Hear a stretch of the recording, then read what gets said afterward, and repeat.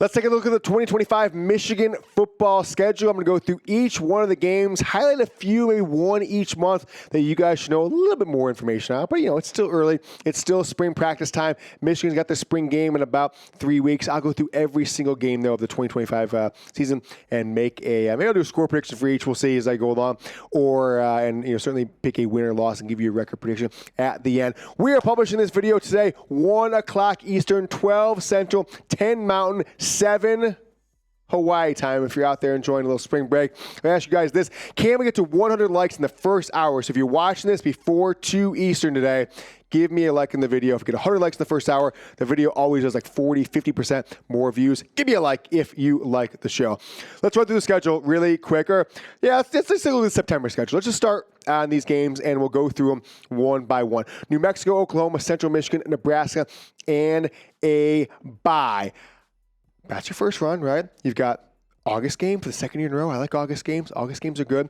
It gives you 2 bye weeks. It happens, I think, 2 out of every 7 years, back to back. You get that extra week between Labor Day and Thanksgiving. So New Mexico, Oklahoma, Central Michigan, and Nebraska. On these first 4 games, what do you think Michigan's record will be? I want you to go down in the comment. Predict Michigan's record in those first 4 games. 2 tough road games against college football Blue Buds at Oklahoma, at Nebraska, with home games New Mexico and Central Michigan. Predict the record for those 4 games.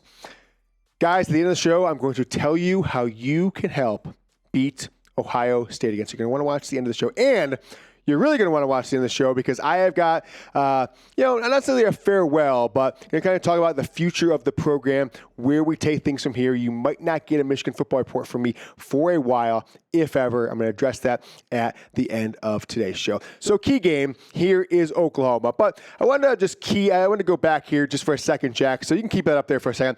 Look at New Mexico. They went 5-7 last year. Started off 4 straight losses, and then 1-2 of the last 3, including a win over Washington State, whose quarterback now plays at Oklahoma.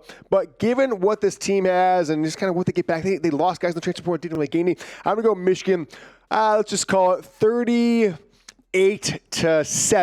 in that New Mexico game. And then it's Oklahoma, right? It is a game that I've been looking forward to. I should go to it. I'm excited potentially to go to it. But this is not the same Oklahoma team as last year because they have got a major upgrade at quarterback. So this is just such a key game for me.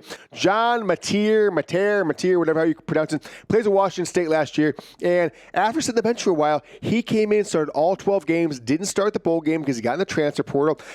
Admittedly, most of these games weren't against high-level competition. They played a lot of the Mountain West and WAC schools of the world, but put up some big-time numbers, over 3,000 yards passing in those 12 games. 7 interceptions on 29 touchdown passes, so that's pretty good too. But how about this one?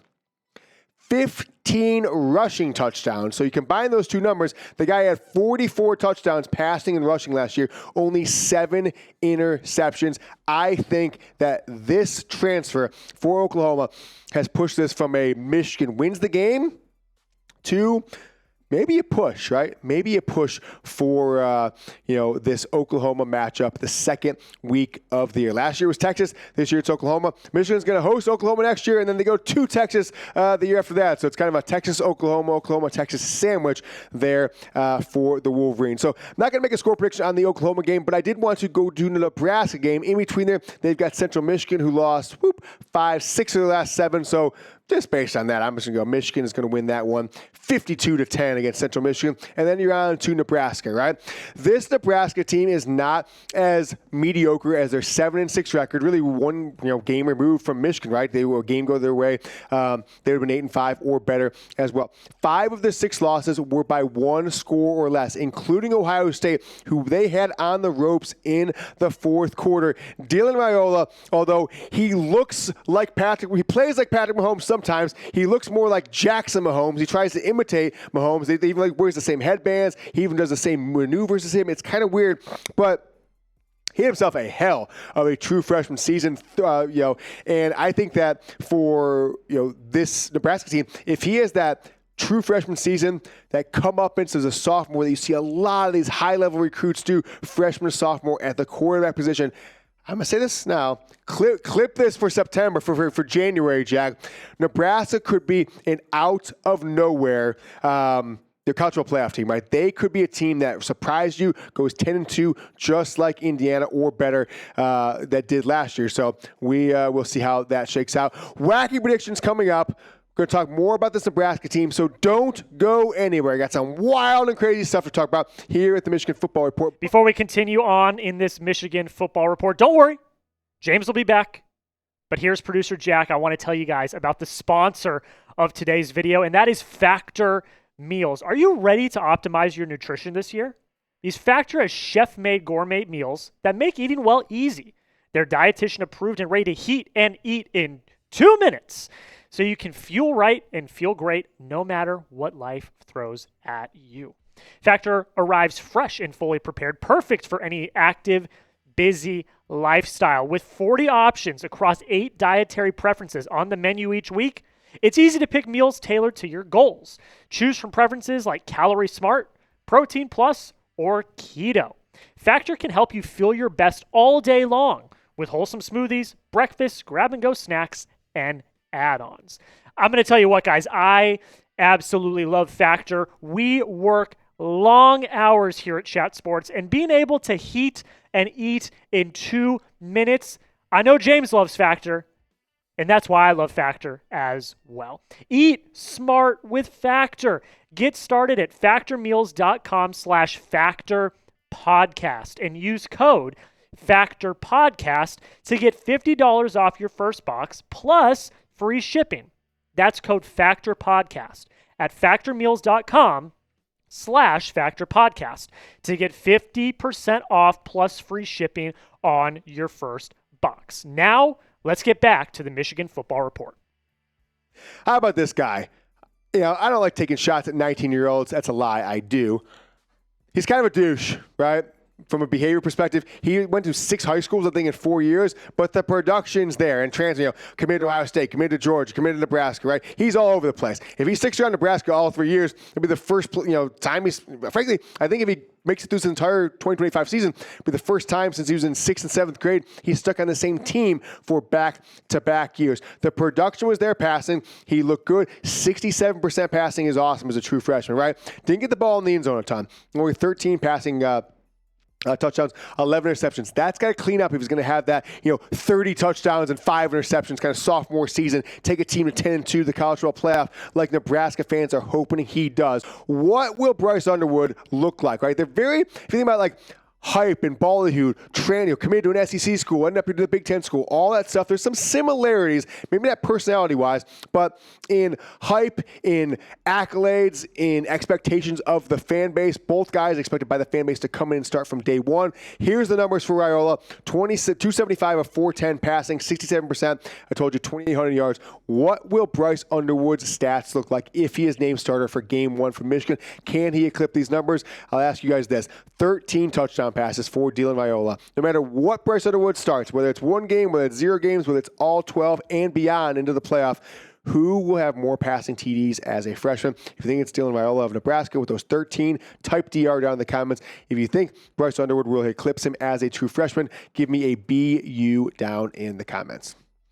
So there's the first 4 games of this Michigan football team. I'm not going to go individual on those Oklahoma, Nebraska. Maybe I'll do it later in the year after spring practice is over. We'll see. But I will make a month prediction. August, September, end of September, Michigan will be 3-1. Let me know what you guys think, though. What will Michigan's record be after those first games? Remember, comment below. Let me know what Michigan's record will be. Those first 4 games, 2 tough ones against traditional Blue Bloods on the road. Let's go to the month of October. You've got a tough game, right? We'll see. Wisconsin's always tough. Michigan hasn't played them, I think, since 2021. That's right. Got a road win there in Madison, but now Wisconsin comes down to Michigan. Then you got to go on the road, out to California, out to USC. Maybe that's a game I might want to go to myself, but I doubt that I will. Home against Washington, a little revenge game. Washington in one of the worst coach games of Sherrone Moore's first season. It was that game. It was the Illinois game that Michigan, they should have won those 2 damn games and didn't. Can they get revenge before going on the road and absolutely obliterating the Michigan State Spartans. The key game in this stretch for October is the USC game. They've lost guys, right? They were a victim of the transfer portal, some of their highest impact players on offense and defense, and they got a bunch of guys in the transfer portal. The quarterback situation might be in flux, so we don't even know what they expect from this team.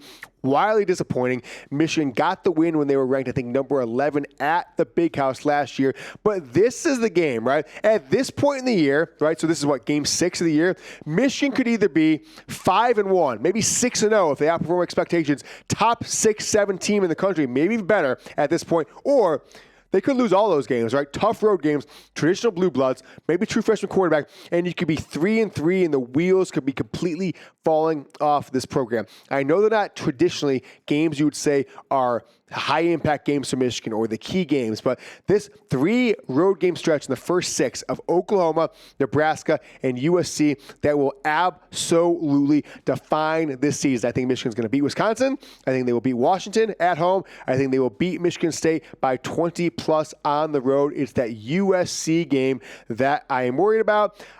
I don't know if they're going to lose that game in particular, but I think with just this stretch of games in there, et cetera, I will say Michigan will lose one of these 4 games, likely USC if I had to, but I'm not necessarily saying that's guaranteed.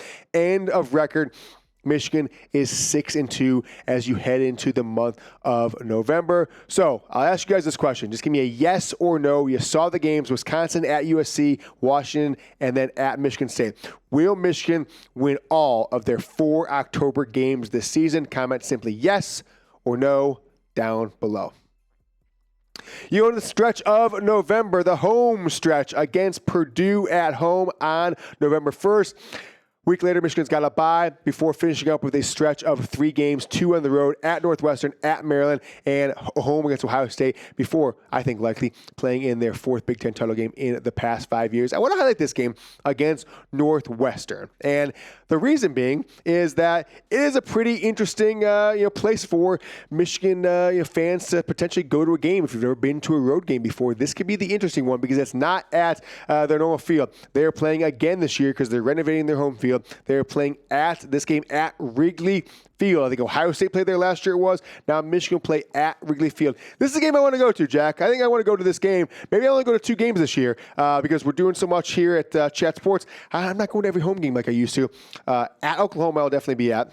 I think at Northwestern is one I might go to. Now, it's really cold in November. In November 15th in Chicago, it's might be a little windy. We'll see. But Wrigley's awesome. It's one of those venues you walk into and you're like, wow, this is just so cool. And to watch a football game there, I think could be as cool. So I think I might go to this game if I can, as long as it's above like 30 degrees. If it's like 16 degrees, no chance in hell I am going to this one. So I think Michigan gets the win against Purdue. Then they get the bye, go into Chicago, get an ugly win over Northwestern, something like 31-14, get a win at Maryland, and then come home, try to beat Ohio State again for the 5th straight year. The Citrus Bowl representative, national champion. So you've got the last 2 national champions. One, I think, undisputed Michigan. No one disputes that one. Ohio State, Mickey Mouse. Everyone knows that one. Before I give you my prediction, I want you guys to keep the vibes rolling.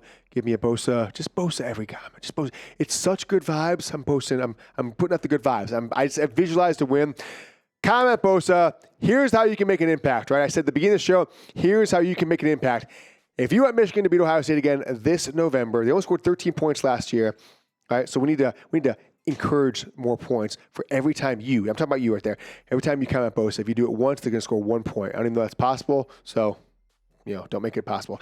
Comment 40 times Bosa. For every comment Bosa, it's going to give Michigan 1 point against Ohio State. So comment 40 times, boom, they're going to drop a 40 burr on the Buckeyes. I think Michigan gets the win against Ohio State one more time. Well, not one more time ever, but another time. 5 straight, 4-0, and that puts this team 10-2, ranked in the top 7, top 8 at the end of the regular season. I think that likely gets them in the Big Ten title game, but I'm not 100% confident at 10-2 they would, but I think they would for sure make the college football playoff. I hope I'm wrong. I hope this team goes 12-0, but this is my realistic. They struggle at sometimes in those road games. Probably lose 2 of those 3 road games. Hopefully not, but they do. 6-2 before putting it all together in the month of November, beating Ohio State again, win a couple road games, Northwestern and Purdue.